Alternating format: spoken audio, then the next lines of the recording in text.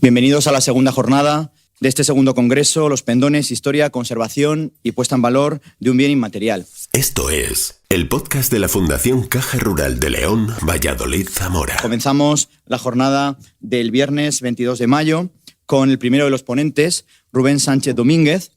Rubén es licenciado en Historia Social por la Universidad de Salamanca, graduado en Historia del Arte por la UNED y máster en Métodos y Técnicas Avanzadas de Investigación Histórica, Artística y Geográfica por la misma Universidad Nacional de Educación a Distancia. Ha sido docente en el Centro Asociado de la UNED en Zamora y en la actualidad es investigador predoctoral de la Universidad de Salamanca, en la que está ultimando su tesis doctoral. Investigador de la religiosidad popular, temática con la que ha participado en diversos congresos y ha publicado diferentes trabajos, en la actualidad es vocal de Etnografía y Antropología del Instituto de Estudios Zamoranos Florián de Ocampo y miembro de la Asociación Española de Historia Religiosa Contemporánea. El título de la conferencia que va a realizar Rubén, de venias y rúbricas, señas, pendones y estandartes en la romería de la Iniesta.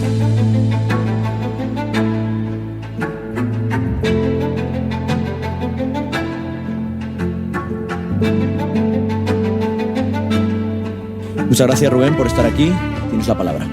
Bien, no voy a incidir mucho más en la conceptualización de un objeto de estudio, sobre el que se ha hablado ayer, se hablará a lo largo del día y pues se trata largo y tendido en el volumen que recoge las ponencias del congreso pasado, ¿no? Tan solo esbozar unas breves notas de un elemento que tiene un origen militar que surge a lo largo de la Edad Media en contextos castrenses, concejiles, dedicado exclusivamente en principio a usos militares. Ahí vemos una imagen del encuentro entre Fernando el Católico y Felipe el Hermoso en Remesal de Sanabria, en 1505, en un lienzo de Jacob van Latten, ¿no? Y con el paso del tiempo comenzarán a ser utilizados por parroquias, cofradías, gremios de otras comunidades con una función muy básica: guiar por un lado y representar por otro. Me van a permitir un pareado facilón. Donde va el pendón va la corporación, va la cofradía, va la comunidad que está representada en esa insignia, ¿no? Y todos sus miembros, aunque no estén físicamente. Así pues, el pendón ha devenido un elemento notablemente popular que ha dado nombre a lugares como Piedra del Pendón, que encontramos en Villarino de los Aires, cercano a donde estábamos ayer, en Los Arribes, el Dolmen de Pendón, en Reynoso, en Burgos, por poner algunos ejemplos, o decoran elementos tan cotidianos como esta cuerna de hueso, que no sé si está depositada en este museo, porque es de la colección de Luis Cortés Vázquez, que tiene una amplia presencia en los fondos de este centro, ¿no? En la romería anual que la cofradía de Nuestra Señora de San Antolín, llamada después de la Concha desde el siglo XVIII, y acompañada de la ciudad y su ayuntamiento, realiza el vecino pueblo de la Iniesta cada lunes de Pentecostés, distante 8 kilómetros aproximadamente, los pendones, a pesar de tratarse de piezas no monumentales, no demasiado grandes como las que hemos visto a lo largo de la jornada de ayer, juegan un importante papel en un ritual cuyo ceremonial, cuyo protocolo se pierde en el curso de los siglos. La tradición cuenta como, estando Sancho IV de caza, persiguiendo una paloma, esta se refugia en un arbusto cuando éste iba a disparar su arma, ¿no? El rey se pone de rodillas, promete levantar un grandioso templo en el lugar de la aparición de la Virgen, la actual iglesia de Santa María la Real de la Iniesta, y ofrece privilegios a 12 pobladores. Bueno, esa escena de caza y de la aparición, de la invención de la imagen de Nuestra Señora de la Iniesta ha sido muy reflejada en algunas piezas, ¿no? Como ese óvalo de San Antolín o el frontal de altar de la propia iglesia de la Iniesta. Ahí tienen la imagen, y que, por cierto, las iniestas, las genistas, las retamas, dependiendo del lugar donde nos encontremos, se llama de una manera o de otra, parecen gustar a las vírgenes, porque hay otra virgen de la Iniesta que se aparece en este caso en Cataluña, un noble catalán, cuando estaba de caza también, y le dice que es patrona de Sevilla y que tiene su casa en una iglesia cercana a la Puerta de Córdoba, pero se aparece en Cataluña. O sea que las Iniestas son lugares, telúricos de cara a invenciones o apariciones marianas, ¿no? La imagen fue enviada a la ciudad de Zamora mientras se hacían las obras del templo y cabe presumir que fue depositada en la iglesia de San Antolín, que cobijaba a la Virgen homónima. En aquellos momentos todavía no era conocida como Virgen de la Concha, mientras se desarrollaban las obras. En realidad es un dato que le debemos a la tradición. No está claro, pero tendría sentido habida cuenta de que, según la leyenda, la cofradía era de fundación real. Se hablaba de que la funda la infanta Urraca, hija de Fernando I, y ya era patrona de la ciudad por aquel entonces. Una vez acabadas las obras y tomando como fecha 1291, se produce una procesión de traslación de la imagen de la Iniesta, acompañada de la imagen y de la cofradía zamorana. A raíz de esta procesión, al parecer la cofradía ya realizaba una pequeña peregrinación hacia el humilladero que hoy se conoce como Cruz del Rey Don Sancho, que está en el camino de la Iniesta. Pues continuaría, quizá por petición real también de Sancho IV, no se sabe, todo está en el ámbito de lo legendario, peregrinando a la Iniesta cada lunes de Pentecostés. Tomamos en principio como válidos esos datos, como primera romería de la Iniesta 1291, que nos situaría ante una de las romerías más antiguas de España, junto con las de Ujue o la Virgen de la Cabeza en Andújar. Bien, la realidad histórica se aparta un poco de la leyenda. En principio la Iniesta ya existía, unos 100 años antes, se le concede un fuero en 1253, y el privilegio real de fundación no hace mención al hallazgo, sino a los muchos milagros que nuestro Señor Jesucristo hace en aquel lugar. El rey concede privilegio a 12 pobladores, a los que va a eximir de todo tipo de pecho, los famosos libertados, que Fernando IV en 1307 elevaría al número de 20. La invención de la Virgen de la Iniesta debemos verla como un elemento probablemente legitimador en el marco de la rivalidad entre Sancho IV y su padre Alfonso X. Al final, las apariciones de vírgenes, de reliquias, siempre tienen ese halo de legitimar al que las haya en algún momento, ¿no? En cualquier caso, se trata de una imagen gótica con niño, la veíamos antes, que a partir de la Edad Moderna se empieza a vestir como en múltiples ocasiones, ¿no? Mismamente la imagen de Fariza que veíamos ayer. Bien, esbozado el relato, vamos a ver a los protagonistas de esta comunicación, que son los pendones, que actualmente son dos, más un estandarte de lo que hoy conocemos como estandarte de cruceta, ¿no? A veces se habla de seña, de estardantillo, de pendonilla, de pendón, lo que motivará que no sea fácil determinar a qué tipo de bandera o a qué tipo de elemento nos encontramos o estamos observando, ¿no? La mayoría del tiempo se habla de estandartes para referirse a pendones. Pendón hasta el siglo XX, por lo menos por esta zona, la documentación que yo he consultado, es bastante extraño. Aparece, pero el término más genérico es estándar.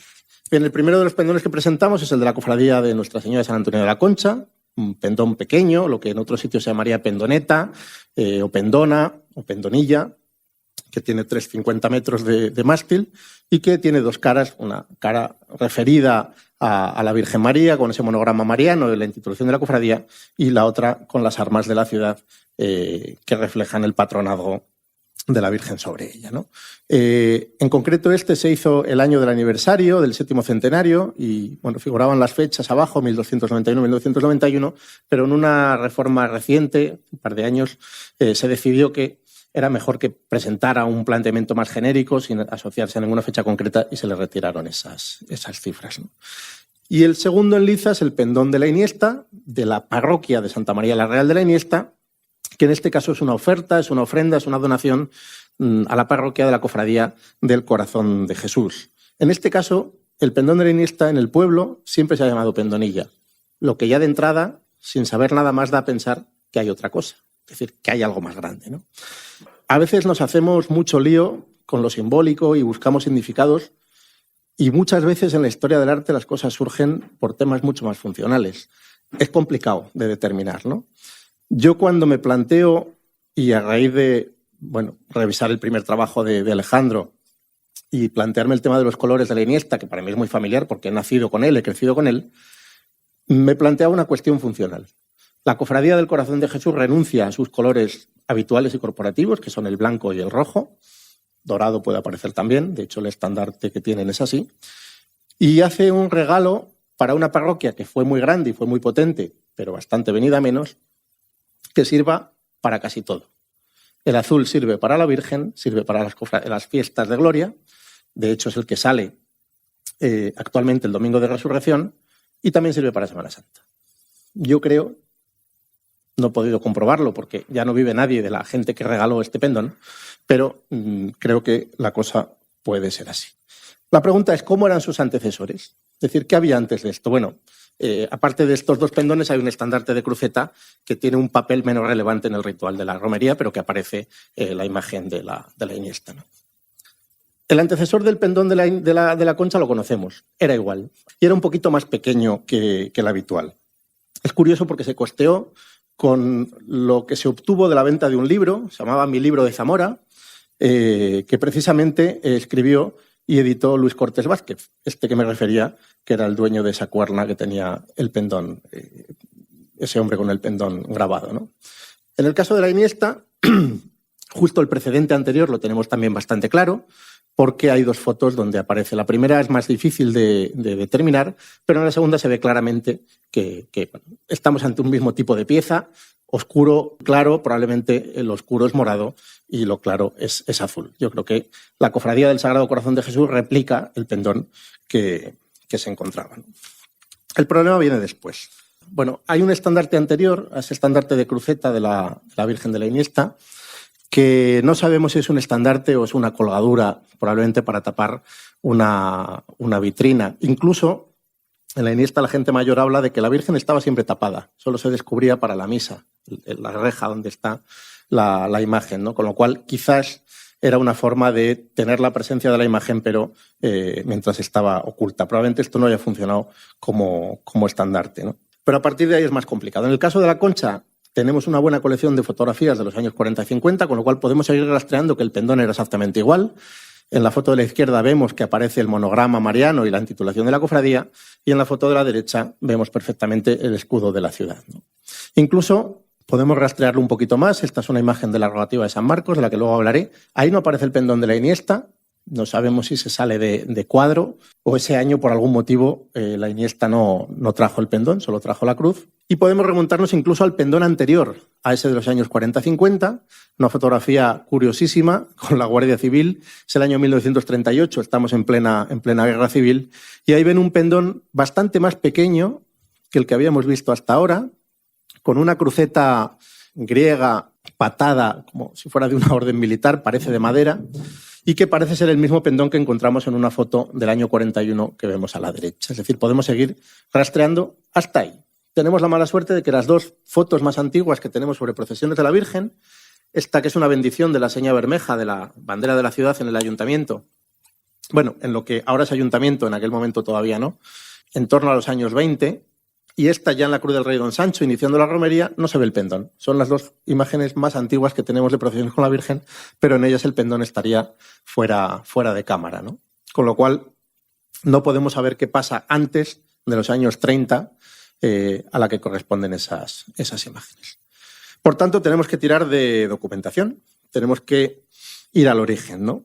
Desconocemos el momento exacto en el que aparece el pendón entre los efectos de la cofradía, pero gracias a un relato muy curioso, en 1495 hay una serie de incidentes violentos a la llegada de la romería a Zamora. La cofradía estaba formada por caballeros, al parecer había ciertos disturbios en la ciudad, y el corregidor le pide a los hermanos, que eran muy poquitos, era una cofradía bastante limitada, que dejasen las armas. Y estos se niegan, entonces hay una trifulca, con tan mala suerte de que una pequeña lanza se clava en la espalda de la Virgen y se le parte una mano.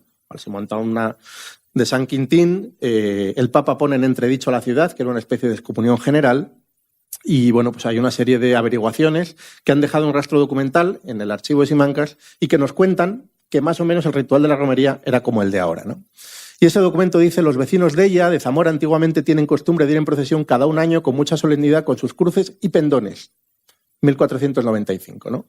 Ya sabemos que esa romería se hacía con cruces en plural y pendones en plural. El texto estatutario más antiguo de la cofradía, de 1503. En 1503 hay muchos estatutos de cofradías que se aprueban a la vez, lo cual da a entender que recoge textos de algunos años antes, ¿no? Que se aprueban un poco de forma conjunta ese año, ¿no? Dice: ítem que salgamos de la iglesia de San Antolín a las 6 horas todos los confrades en procesión con la seña e pendón. Es decir, habla de dos elementos, ¿no? Eso es el texto de los estatutos de 1495, publicados en 1503. Bien, las cuentas de 1824 al 25 y las de 1867 a 79 consignan gastos por la gratificación que recibían los que portaban los estandartes, siempre en plural. especificando a veces el número, 2, 4 y hasta 6 personas. 6 personas podían llevar el mismo pendón 2 a 2, por ejemplo, porque el camino no dejaba de ser largo, ¿no? Hay un boceto de inventario incompleto, pero que podemos datar a finales del 19, claro, de un estandarte con su cruz y su borlas, y un estandartillo, con lo cual hablamos de un pendón grande y un pendón pequeño, una pendonilla, ¿no? Los estatutos del 38 nos hablan de quién tiene que portar el estandarte, que en concreto son los mayordomos salientes, es decir, los mayordomos que dejaban de ejercer la mayordomía, y nos habla de un pendón de seda de Damasco con el escudo de esta ciudad pintado al óleo y una pendonilla de seda pintada, es decir, siempre esa dualidad grande-pequeño. Y hasta ahí la documentación con respecto a qué podía tener la cofradía de San Antolín. Pero hay otro tipo de documentación visual, iconográfica, muy interesante, que son los cuadros que narran las leyendas, las diferentes tradiciones legendarias en torno a la Virgen de la Concha y a su llegada a las ciudades de Palencia por supuestos repobladores palentinos, que nos dan algunas pistas, ¿no? Son lienzos pintados a principios del siglo XVIII, en torno a 1702 aproximadamente. En la primera de ellas encontramos una escena de lucha que tiene que ver, en teoría, con una histórica hermandad que habría entre Toledo, Palencia y Zamora para combatir a la morisma, a los sarracenos. Estos cuadros caen en un montón de anacronismos históricos, pero que reflejan probablemente algunas realidades cotidianas del siglo XVIII, ¿no? Entonces, justo detrás de las andas, ahí ven 4 caballeros que portan las andas de la Virgen, aparece un pendón. Arriba a la izquierda, un poquito en el centro a la izquierda, aparece otro pendón que responde más al pendón de mesnada, al pendón de lanza, al pendón de guerrear. Y a la derecha nos encontramos a un caballero que también porta un pendón que, bueno, pues muy probablemente esté reflejando lo que veía en su tiempo, ¿no? Estos cuadros obviamente está hablando de 1062 y no reflejan ni la indumentaria ni los atuendos de 1062, ¿no? Es decir, es muy común. Este es más visible todavía.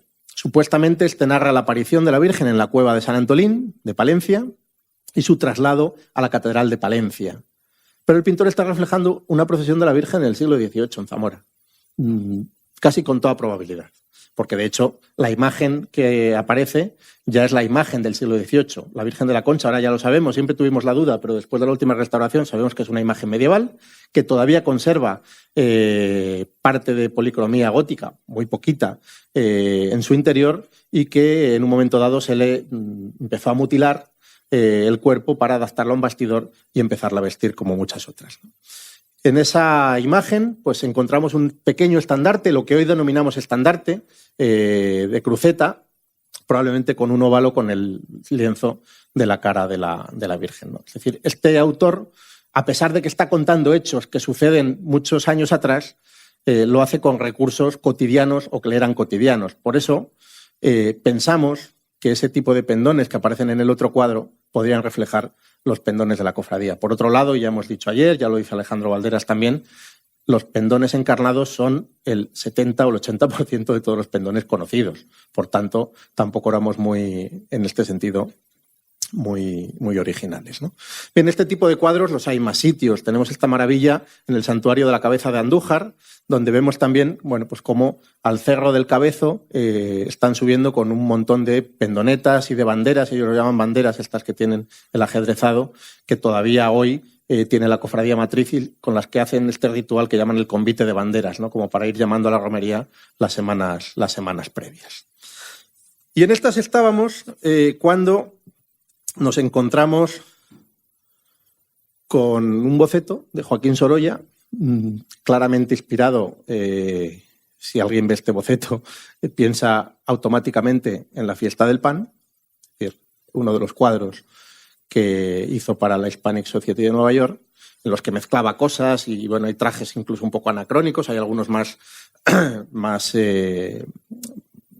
logrados, más correspondientes a la realidad, pero que se titula Banderas de Zamora. Al menos así lo titula la ficha catalográfica del propio Museo Sorolla. En principio, Sorolla no pasó por Zamora en esos viajes que hizo de acompañamiento. Sí conoció tipos zamoranos, conocía las fotos de Laurent, probablemente pudo estar en contacto con alguna de las fotógrafas, no con Matilda Anderson, que vino después, pero sí con alguno de los fotógrafos que pasó previamente. En principio no vino a Zamora, pero el boceto se titula Banderas de Zamora. No sabemos si es una titulación hecha a posteriori en el proceso catalográfico, pero de momento el museo la da por buena. Yo no sé si esto lo sabe Miguel Ángel Cordero, que está trabajando este tema y que incluso en una de las conferencias que dio hace poco aportaba una postal que efectivamente el detalle de las banderas se parece mucho a esa postal de pendones leoneses. Pero esto se llama así. También aparece documentación física, ¿no? También encontramos de vez en cuando cosas. Y en la restauración del retablo de San Antolín en 2012, pues encontramos una vara de pendón, parecida de tamaño a las actuales, pero que tenía un elemento que al menos los que nos hemos encontrado a lo largo del siglo XX no tenían, que ese trabadero, ese asidero para llevarlo enganchado al cinto.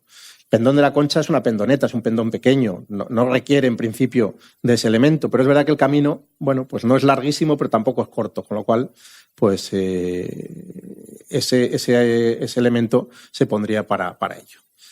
¿Qué pasa en la Iniesta?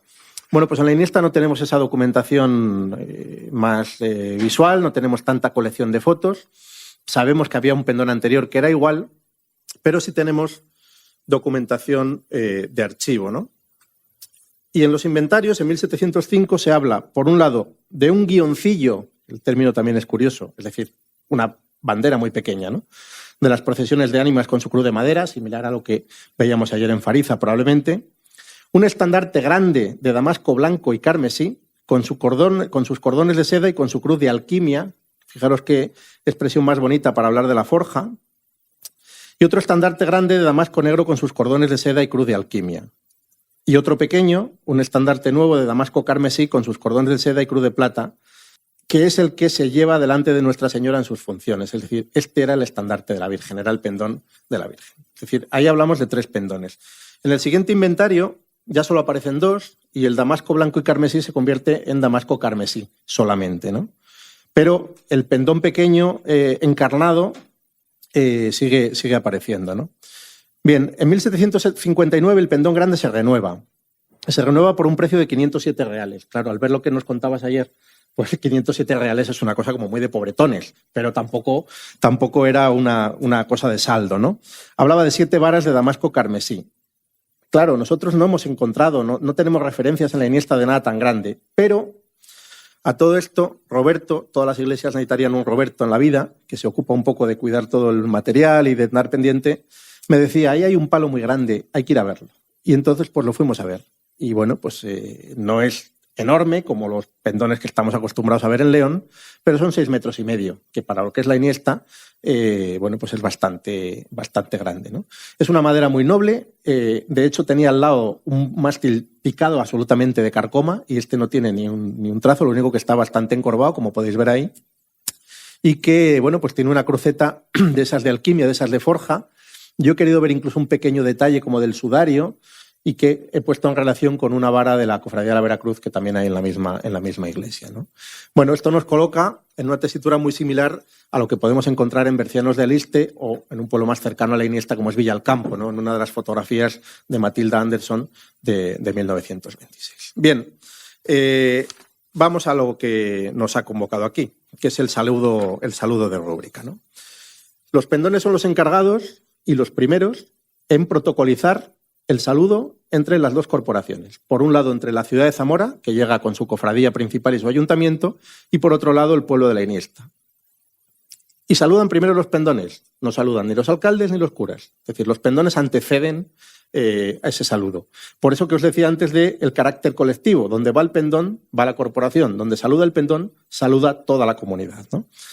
El saludo que no aparece en el estatuto hasta 1838, es decir, no tenemos ninguna certeza documental de que existiera, esas cosas que se dan por hecho que existan, tampoco aparece en la prensa hablan del saludo de rigor, del saludo de costumbre, pero que a partir del 38 se especifica bastante parcamente como de 3 rúbricas. Lo de rúbrica no sabemos si es porque está normativizado, las rúbricas en contextos religiosos son normas que se aplican a algo, o bien porque los pendones dibujan como si fuera una rúbrica de escribano, ¿no? en el aire.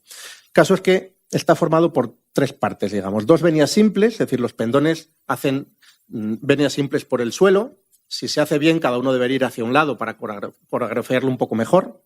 Entre cada venia hay una pequeña genuflexión de respeto hacia el contrincante. Y luego ya llega, digamos, la tercera parte, la más compleja, la que requiere un poco más de pericia, que es el propio baile, el propio bandeo, el propio volteo de los pendones, que se enarbolan uno con otro pero sin tocarse. O, en principio, esa es la idea, ¿no? Claro, aquí entra la picaresca entre los dos portantes de pendones de quién es capaz de engañar a quién, ¿no? El saludo, habitualmente se hablaba de... Saludo de rúbrica es una cosa que se ha perdido ya, aparece en la documentación antigua, el saludo de pendones, ¿no? Y en la Iniesta llaman a hacer las venias, a pesar de que las venias solo son dos, es decir, porque la tercera parte del saludo no es una venia, ¿no? Es un volteo en sí mismo. Y bueno, pues ahí está esa parte en la que los pendones se tienen que ir buscando, pero sin llegar a tocarse, sin encontrarse, ¿no? Hay una pequeña coreografía entre ellos, ¿no? Juan Carlos Herrera es un tío majo y generoso y no va a pillar, pero Jaime, que es con el que algunos de los que estamos ahora nos destetamos, te iba siempre a pillar. Entonces empezaba el volteo y te cambiaba la dirección. Claro, el pendón de la Iniesta además pesaba bastante menos que el de Zamora, pues solo tenía un paño, el de Zamora era doble. Con lo cual, automáticamente a ti no te daba tiempo, hacías un churro y la gente, pues, en fin, estas cosas de hacerlo bien, mal o regular, ¿no? El saludo se hace en la romería a la ida y a la vuelta y también se hace en la rogativa, que el pueblo de la Iniesta, las rogativas mayores era una cosa que tenían que hacer todas las parroquias y tenían que peregrinar por Pascua a otra parroquia diferente, ¿no?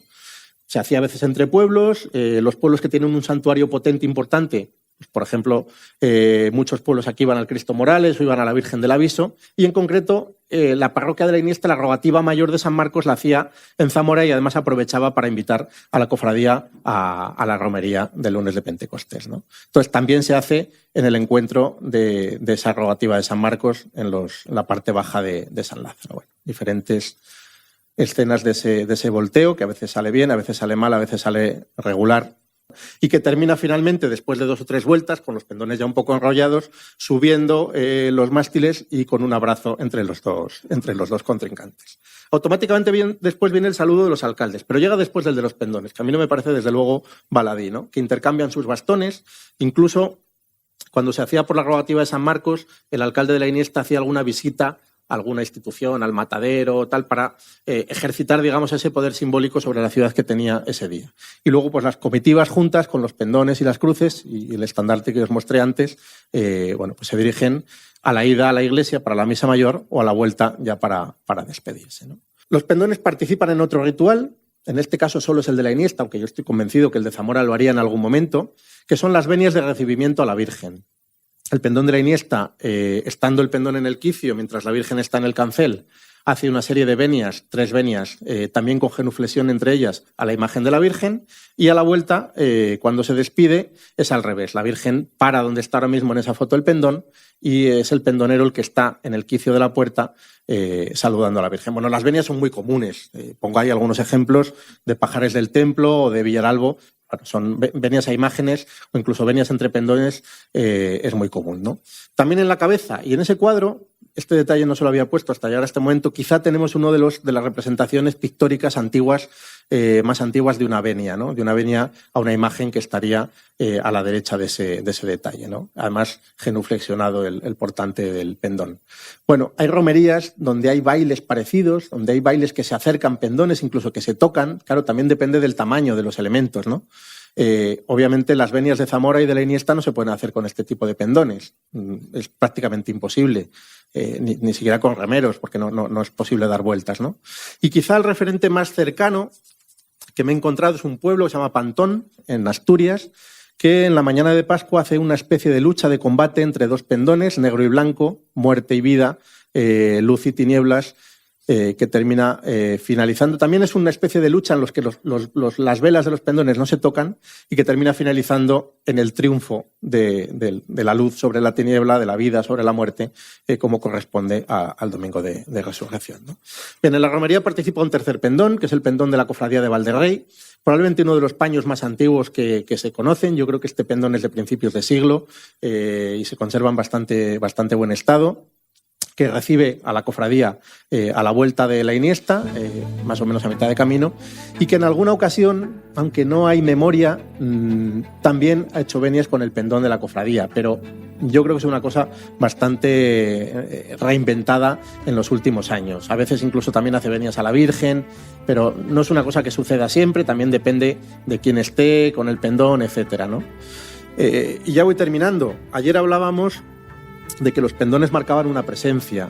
Yo hoy les he dicho que es curioso, pero en la prensa de principios de siglo, casi hasta los años 60, se habla del saludo de los alcaldes, quizá por la figura cívica y de autoridad de los alcaldes, pero no hacen referencia al saludo de pendones.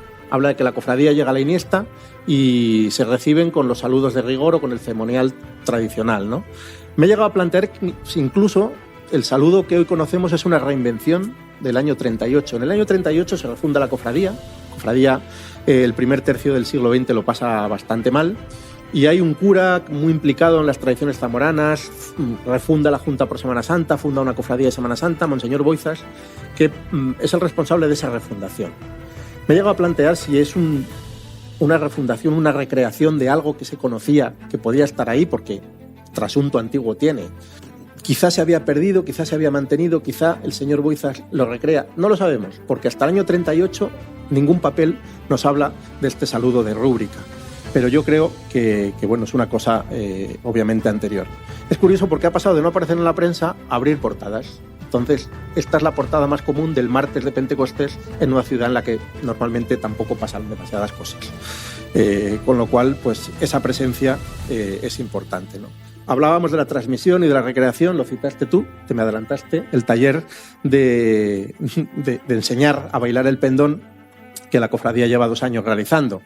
Antes lo hacíamos también, lo que pasa es que no estábamos tan preparados, ¿no? Teníamos un pendón más pequeño, cuando se hizo el nuevo, pues el pendón viejo del 76, que era un poquito más pequeño, no servía para esto, a veces traían el de la Iniesta. Bueno, obviamente esto se ha hecho de alguna manera siempre, pero ahora pues más organizado, incluso con 2 pequeñas pendonetas o mini pendonetas para que los rapaces se empiecen a quitar el miedo, ¿no? Bien, y con esto termino. Gracias por escuchar, gracias por haber venido tan pronto y madrugar en un día que era complicado, y agradecido de alguien que ha crecido, como pueden ver, a la vera del pendón de la Concha, y que pues se ha dedicado a rastrear un poquito de lo que nos podían contar estas experiencias. Muchas gracias.